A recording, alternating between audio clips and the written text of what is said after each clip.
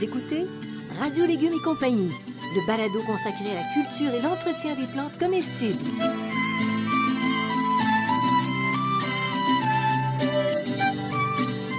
Laitue, Basilic, plantation, poivron, bleuets, pollinisation, haricots, arrosage, fraises, insectes ravageurs et maladies, concombres. fertilisation. Radio Légumes et compagnie, le balado qui vous dit tout pour cultiver et entretenir simplement les plantes comestibles de façon naturelle.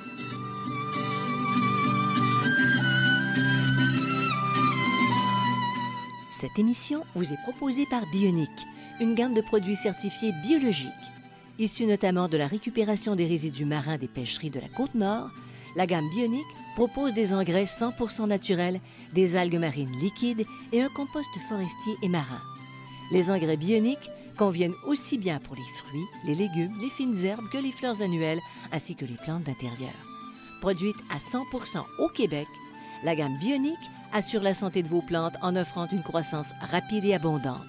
Bionic est distribué par Gloco, une entreprise québécoise qui a plus de 100 ans. Salut tout le monde, bienvenue à Radio Légumes et compagnie. Bonjour Bertrand. Bonjour Janine.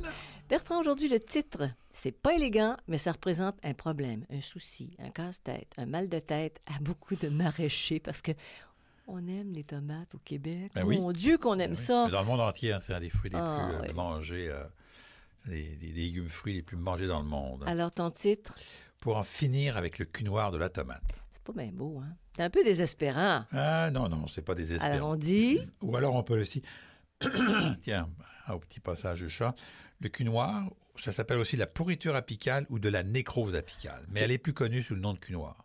Apical, ça c'est Apicale, c'est la pointe. la pointe en dessous ou dessus? En dessous? C'est la pointe. La pointe. Non, c'est la pointe de la tomate. La pointe dessous. de la tomate, c'est en dessous.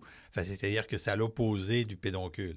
OK, parfait. c'est C'est ce qui l'apicale. pend c'est ce qui pend là, C'est ce qui là, pend. au bout. Bon, Voilà, c'est OK. ce qui pend en bout. Alors, au moins, on se situe Oui, c'est où ça. est le problème. et pourquoi ce titre? C'est parce qu'il y a beaucoup d'informations, mais aussi beaucoup d'erreurs qui sont véhiculées sur ce sujet-là. À tous les étés, là, on en parle sur les réseaux. Et donc, c'est pour ça qu'on vous fait en finir, je voudrais une fois pour toutes, là, vous expliquer le cul noir de la tomate et la manière de ne pas en avoir. Est-ce que c'est considéré comme une maladie? Non, Ah, ce là, n'est pas une maladie. d'accord. OK? Alors, si c'est pas une maladie, c'est quoi? C'est un désordre physiologique. Alors, OK. c'est grave, là. Ah oui, c'est grave. Et donc, c'est le métabolisme de la plante qui ne fonctionne pas. Alors, oubliez les cides, pesticides, fongicides, tout ce que vous voudrez, ça ne sert absolument à rien. Mais tu sais quoi? C'est génial. Ça nous coûtera rien. J'espère. Peut-être pas. Bon. Et à quoi ce désordre physiologique est-il dû? Puis désordre physiologique, c'est dans la plante ou dans le fruit? Ah bien, le désordre physiologique, ça veut dire que le métabolisme de la plante, c'est ça. Ça se traduit dans le fruit, mais c'est dans toute la plante que ça se traduit. C'est présent dans toute la plante, OK? On l'a longtemps attribué à une carence en calcium. Oui. Mais les nouvelles recherches démontrent que cette théorie est remise en cause et que les facteurs climatiques seraient beaucoup plus importants que la carence en elle-même. Puis c'est pas actuel. Là. Ça fait longtemps que ça existe. Le cul noir de la tomate, c'est ça. oui, ça fait Donc, longtemps. ça dépend des étés. OK, ça Les dépend des conditions étés. climatiques. Et c'est pour ça que tout le monde dit, c'est la carence en calcium, il faut mettre du calcium, sauf que les conditions climatiques et les conditions de culture, elles, sont plus importantes. Sont plus importantes. Ça, c'est le résultat des recherches actuelles. Oui, c'est les recherches actuelles là, sur le cul noir.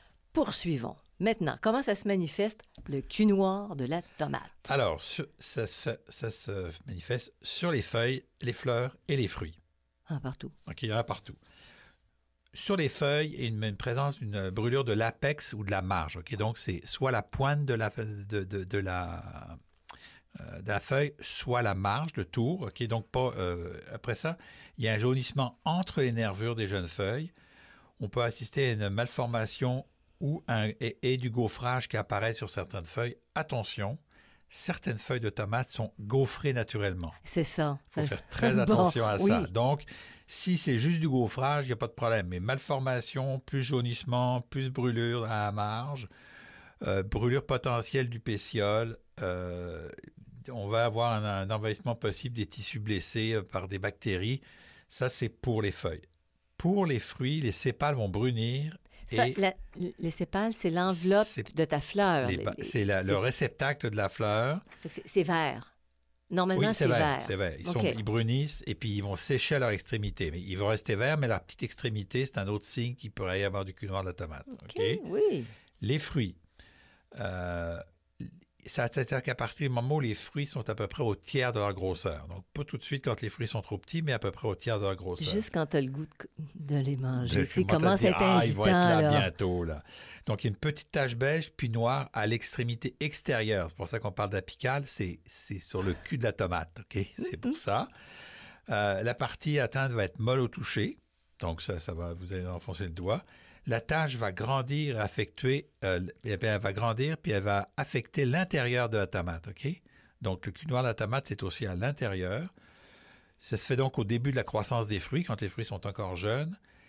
En général, on en trouve sur les 2 premières grappes, et en général, les autres sont moins atteintes. Parce qu'elles sont plus proches du sol? Non, parce que ce problème physiologique est très constant sur des problèmes qui arrivent au printemps avec des conditions climatiques qui sont différentes. Okay, on va y revenir. Fait que les 2 premières grappes... 2 premières grappes sont généralement plus atteintes et après ça, au fur et à mesure. Donc, normalement, si vous avez 2, 3, 4, 5 grappes, souvent, on va le voir sur les tomates indéterminées, sur les tomates déterminées, c'est souvent les grappes du bas puis celles du haut sont beaucoup moins atteintes. Okay, donc, ça veut dire que ce n'est pas toutes les grappes. Donc, il ne faut pas non plus paniquer. Et puis on voit aussi des pourritures à l'interne sous forme de zone noire. Il y a une zone noire à l'intérieur, donc c'est la partie qui sera... Donc ça fait des tomates qui ne sont pas mangeables. Il y a une partie de la tomate qui va être mangeable, mais l'autre partie qui n'est pas mangeable. Bon. Alors, quel est le principe? La principale cause, je ne sais pas de principe, mais c'est la principale cause de ce désordre-là. La principale cause, et faites bien attention au mot, une mauvaise absorption du calcium par la plante. Mauvaise? Absorption. Et non pas manque de calcium. Il peut y avoir du calcium dans le sol en masse, mais la plante a des difficultés à l'absorber. C'est là la nuance qui est très importante. Ben c'est là que tu parles de désordre physiologique. Elle n'est pas capable. Elle n'est pas capable de l'assimiler. Ça ne veut pas dire qu'il n'y en a pas. Ça veut dire qu'elle n'arrive pas à l'absorber. Ouais. Puis, voilà. Alors, ça veut-tu dire qu'il y a un manque de calcium dans le sol? Non. C'est assez rare, le manque de calcium dans le sol. Parce que tu regardes ton sol, c'est correct de regarder ton sol aussi. Tu vas te dire c'est ça, puisqu'on dit que c'est une carence, c'est le sol, et non, ça ne l'est pas. Donc, c'est assez rare. Mais le problème de l'absorption, c'est une question d'arrosage. OK? Donc, arrosage climatique, parce que ça peut être l'arrosage des pluies, soit l'arrosage du jardinier. Oui. L'absorption se fait mal si les arrosages sont irréguliers. Donc, les années où on va avoir beaucoup d'eau, plus d'eau, beaucoup d'eau, plus d'eau, le cul noir va être plus présent. Les années où on va avoir de l'eau régulièrement, où vous allez pouvoir faire des arrosages réguliers, vous allez moins avoir de problèmes.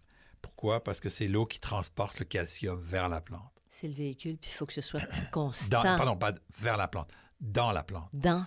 Donc, c'est la sève, c'est l'eau, et c'est ça qui arrive. C'est que si la plante est mal irriguée quand elle pousse, c'est là qu'elle a un problème. Elle n'entraîne pas le calcium où ça doit. Voilà. C'est ça.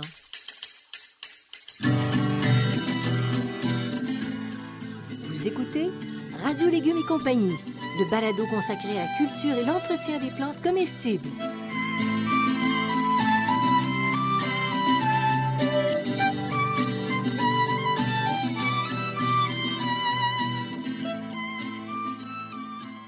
Bionic, la gamme des engrais 100% naturels, propose Bionic compost marin et forestier. Ce compost, fait à la fois de carapaces de crustacés et de résidus d'écorce, est aussi vermicomposté, une véritable économie circulaire. Bionic compost marin et forestier a une bonne teneur en humus. Il est plus riche en éléments minéraux assimilables et son activité microbienne est très élevée. Ce compost stimule la croissance des végétaux, de la germination à la production des feuilles et de fruits. Bionic compost marin et forestier, distribué par Gloco, est en vente dans les centres de jardin.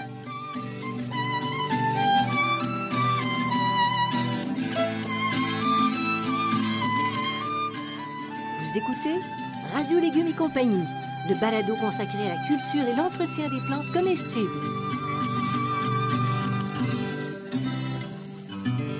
Est-ce qu'il y a d'autres causes, Bertrand? Alors Au cul noir de la tomate. C'est la cause principale. Parce que tu parlais de calcium. Le calcium, on va en avoir d'autres. C'est ça qu'on a découvert depuis récemment. Une croissance trop rapide des plantes dans un sol sec, ce qui fait que si le sol est sec puis la plante pousse vite, ben, le calcium, il ne peut pas atteindre les tissus. On le comprend maintenant. Oui. Des grandes variations de température. Un temps très chaud suivi de pluie abondante. OK? Beaucoup de pluie suivi d'une sécheresse. Donc, il faut que l'arrosage, la quantité d'eau soit constante. OK? Et c'est les différences dans ça. Donc, s'il fait sec, il faut aller arroser. S'il fait mouillé, il ne faut pas arroser. Là, c'est important. Le type de sol, on s'est rendu aussi que mais, juste parenthèse, c'est un temps pourri. Quand tu as un temps pourri, tu vas avoir de la nourriture. Bon, c'est correct. Oui, bon. D'accord. Pas mal. Elle est pas mal, celle-là. Oui. Le type de sol. On n'en retrouve plus dans les sols sableux, dans les sols acides avec un pH inférieur à 6. Pourquoi? Parce qu'inférieur à 6, le calcium est plus difficile le calcium a plus difficile à se promener dans la plante. Ouais. Là, la plante a plus de difficulté à absorber le calcium. Ou encore le contraire, les sols avec un excès de calcium. Quand il y a trop de calcium, ça pose aussi problème. Ceux qui ont un excès d'azote, de potassium et de magnésium. OK? Oui. Potassium, magnésium. Donc, si vous mettez trop de N puis trop de K dans votre sol, vous pouvez avoir du cul noir de la tomate. OK? On va encore arriver avec une fertilisation équilibrée, je vous le dis tout de suite. Une température du sol basse au printemps avec une humidité atmosphérique élevée en été. OK? Donc, température basse au printemps. Rappelez-vous, vous irez voir notre balado sur l'acclimatation puis la plantation avec le thermomètre. C'est pour ça que je dis que les tomates, il faut attendre que le sol soit à 18-20 degrés. Pourquoi? Parce que si vous en plantez dans un sol trop froid, le calcium va mal passer, puis là, vous initiez des problèmes de cul noir de la tomate. Et une humidité atmosphérique élevée en été, ça, on ne peut pas y faire grand-chose. Sauf si vous êtes dans une serre et que vous faites vos tomates dans une serre, bien là, il faut aérer. Oui. Pour enlever l'humidité. Okay. Puis, il y en a beaucoup à partir de Québec qui utilisent des serres pour leur tomates. Aussi, si les racines sont abîmées ou trop petites lors de la plantation. Donc, si votre plant n'est pas bien raciné ou les racines ne sont pas belles, sont abîmées, bien là, votre cul noir de la tomate va être plus important. Donc, ça part mal. Oui. OK? C'est ça. Voilà. Toutes les variétés de tomates sont-elles affectées de la même manière? Non, il y en a qui sont plus ou moins. On n'en voit quasiment pas d'ailleurs sur les tomates cerises, les tomates cocktail, les grosses tomates de style beefsteak et les tomates italiennes souvent. OK, on va en voir. Mais aucune variété est vraiment à l'abri. Comme je dis, à part, moi, j'en ai jamais vu sur des tomates cerises. Mais à part ça, il y en a surtout.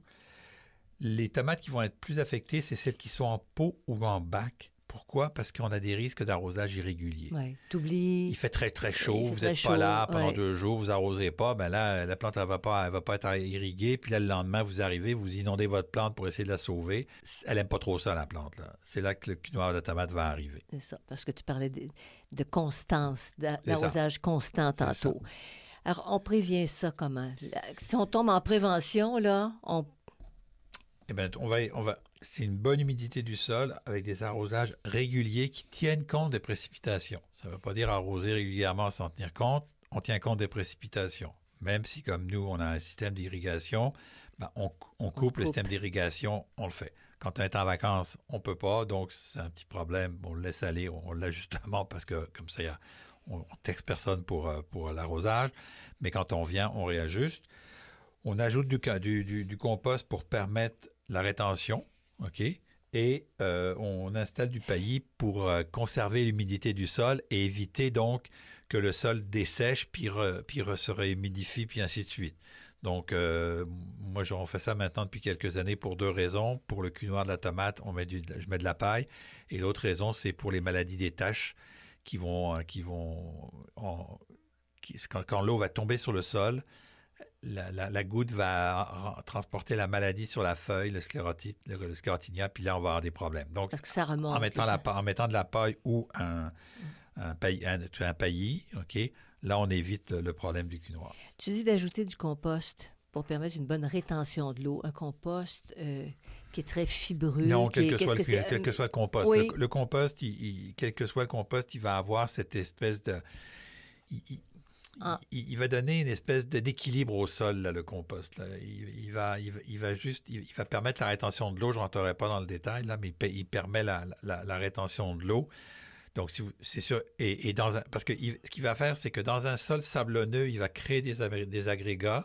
Et dans un sol glaiseux, il va aussi créer des agrégats. La différence, c'est que dans un sol sablonneux, les agrégats se défont. Et dans un sol glaiseux, les agrégats sont collés. Oui, okay? oui. Et ça va donner ce qu'on appelle un sol meuble. C'est-à-dire qu'il va y avoir des agrégats. Entre ces agrégats-là, il va y avoir de l'air et de l'eau. L'eau va pouvoir se promener. C'est ça. Les racines vont pouvoir se promener. Donc, l'eau ne va pas être concentrée sur les racines et les problèmes de cul noir ne vont pas arriver. Tu gardes une humidité qui est plus dans un cercle plus grand autour du pied du plant. Donc, toujours en prévention, on apporte une fertilisation équilibrée. On évite de surfertiliser. Ça, je pense que je vais le répéter 1 million de fois dans ma vie. On évite les dommages aux racines. Hein? Quand on plante, on fait attention à ses racines. On peut utiliser un engrais à base de fumier de poulet qui contient 6% de calcium. C'est suffisant? Oui, c'était largement suffisant. On n'a pas besoin de tant que ça. Puis tu mets ça dans la cuvette de plantation? Non, on le met avec les tomates, on le met dans le trou de plantation. Dans le trou de plantation? Dans le trou c'est ce que je voulais dire. On met au niveau des racines. Pourquoi? Parce que, rappelez-vous que les tomates, il faut les planter profondément. OK? Là, battrez-moi pas, est-ce qu'il faut les planter couchés ou profondément? Moi, j'ai tout essayé. Dans ma manière de faire, c'est profondément. Mm-hmm. Couché ou profond, ça ne fait pas de différence, OK? Donc, mais quand tu dis coucher, c'est que tu donnes une courbe à ta racine et à la tige. C'est ça. Donc, tu mets quel que ce soit profondément. Tu couches pas le plant, là. Oui, tu couches. Tu couches pas le plant. Tu couches le plant. Mais c'est les racines. Tu couches les racines, puis tu as une partie de ton plant est enterrée, puis il ressort de sol. C'est ça, coucher les tomates. Mais c'est ta tige. Ta tige, oui, ta tige. Ta tige, OK, oui, pas le plant. C'est ça. La tige du plant. Parce que OK, là, c'est bon. Mais c'est important okay? parce qu'on est là, à la... Et là, ce qui est important de comprendre, c'est qu'on met l'engrais au niveau des racines. Oui. Que ce soit en profondeur ou couché, on le met là. Et dans un pot, on va utiliser une bonne grandeur de pot avec un contenant de qualité. Un plant de tomate dans un tout petit pot, c'est entre 40 et 60 litres que ça prend.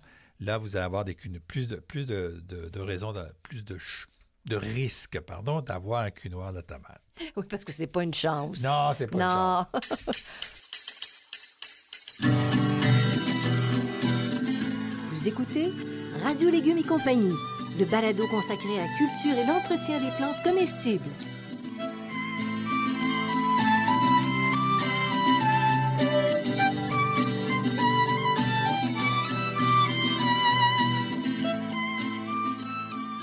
Le potager urbain et le jardin fruitier facile et naturel sont des livres de base pour cultiver des plantes comestibles. Pour aller un peu plus loin, je vous propose aussi le potager productif sur les rotations et le compagnonnage et le jardin en pot pour les cultures en contenant.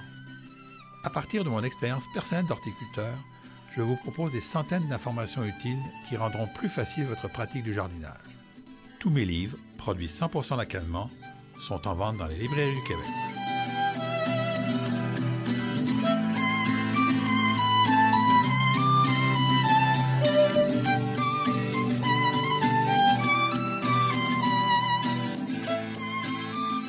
Vous écoutez Radio Légumes et compagnie, le balado consacré à la culture et l'entretien des plantes comestibles.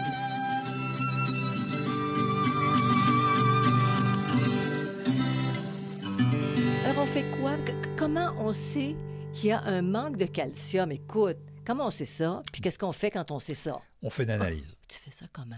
Tu prends de la terre, ouais. Tu l'emmènes, puis là, il faut prendre de la terre à plusieurs endroits dans le potager, tu l'emmènes dans le centre de jardin, puis ils vont t'analyser pour te dire les quantités de calcium. Tout centre de jardin peut faire... À peu près tous, oui, là, les fonds, là, il faut demander aussi, il faut le dire, je veux absolument avoir le taux de calcium, là, ça dépend des... Ça prend combien de temps avoir ça, les résultats? Aucune idée. Non, il faudrait qu'on valide ça. Je te rappelle que je n'ai jamais fait une seule analyse de ma vie, là. Moi, je fais ça au pif, là. Mais si tu penses qu'il y a une carence, c'est ça.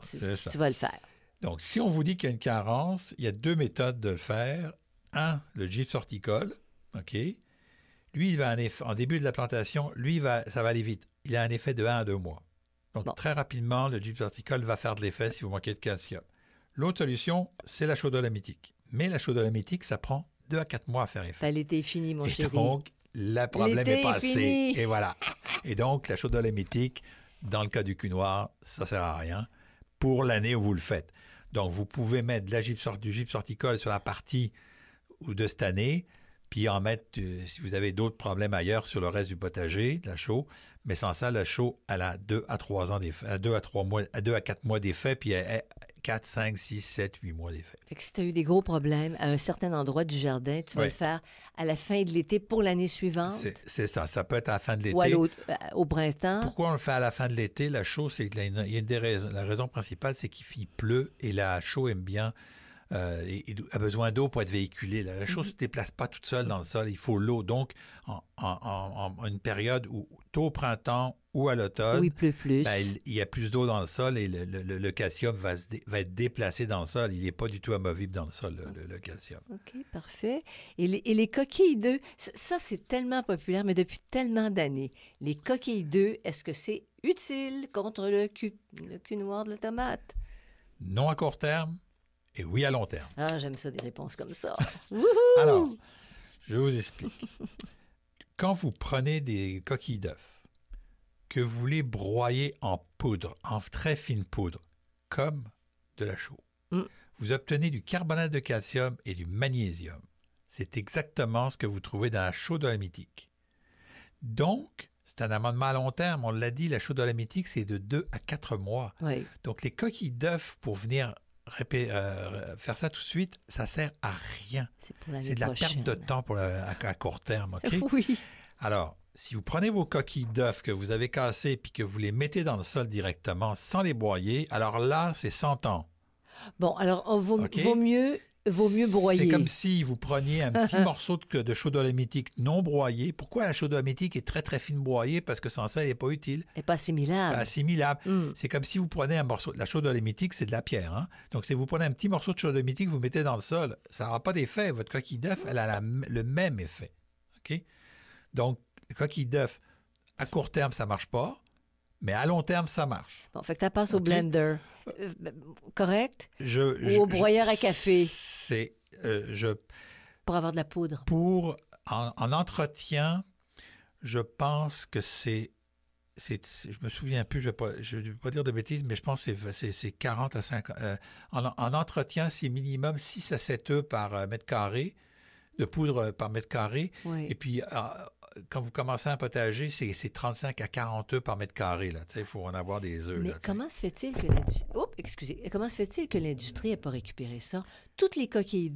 T'as rendu compte la quantité astronomique qu'on passe? Oui, mais c'est parce que broyer, dans les systèmes industriels, broyer, ça va dans le compost. Là, c'est broyer totalement. Là.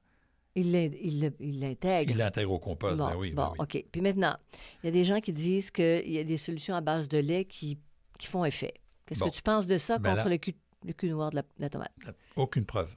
Aucune preuve? On n'a aucune preuve que le calcium présent dans le lait est assimilable par la plante. Alors, monsieur le juge, tout simplement, aucune preuve. Aucune preuve. On n'a pas de preuve, OK? Je ne dis pas que ça ne marche pas. Je dis pas, dites-moi, chez moi, ça marche, peut-être. Mais il y a tellement d'éléments qui rentrent en ligne de compte. Parce que si en même temps que vous mettez du lait, vous réajustez votre irrigation, ben c'est pas le lait qui marche, c'est l'irrigation. Donc, on n'a pas de preuve scientifique. Moi, je n'ai pas trouvé de preuve scientifique. J'ai cherché, je n'ai pas trouvé. En application foliaire. Donc, sur les feuilles. Donc, sur les feuilles. Oui. Ben, ce qu'on sait, c'est que le calcium va presque majoritairement être dirigé vers les feuilles et pas vers les fruits. Donc, si les fruits sont touchés, ça ne marche pas. Donc, il y a un certain délai. Donc, ça ne va pas être en curatif. Là, ça va être en évitant le problème, mais en ayant une meilleure régie d'arrosage, ça va faire le même effet.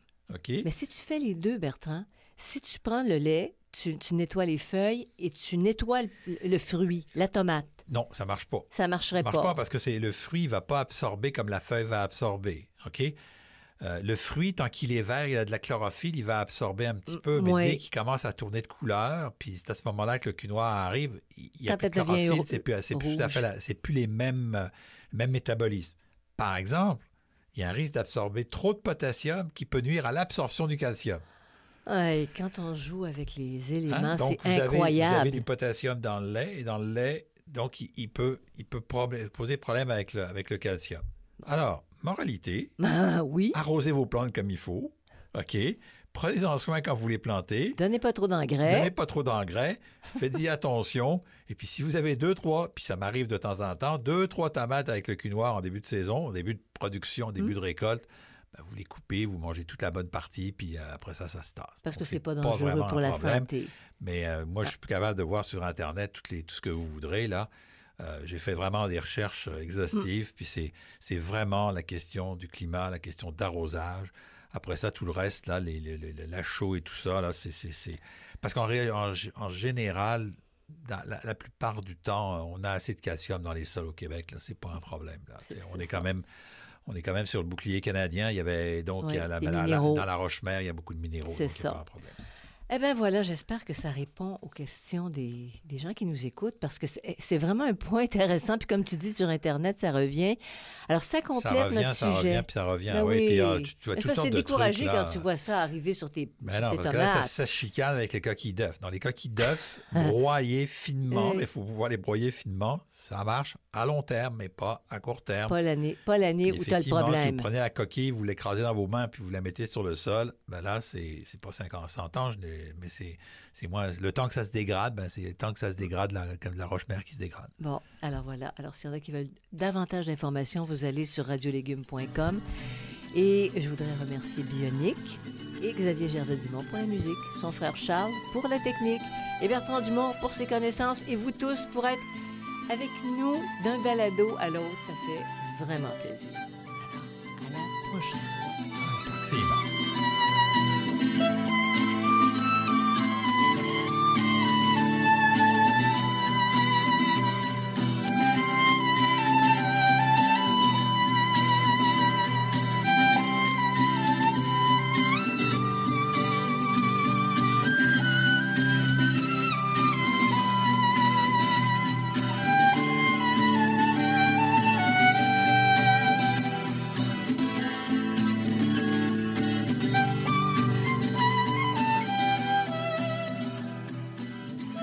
Écoutez Radio Légumes et compagnie, le balado consacré à la culture et l'entretien des plantes comestibles.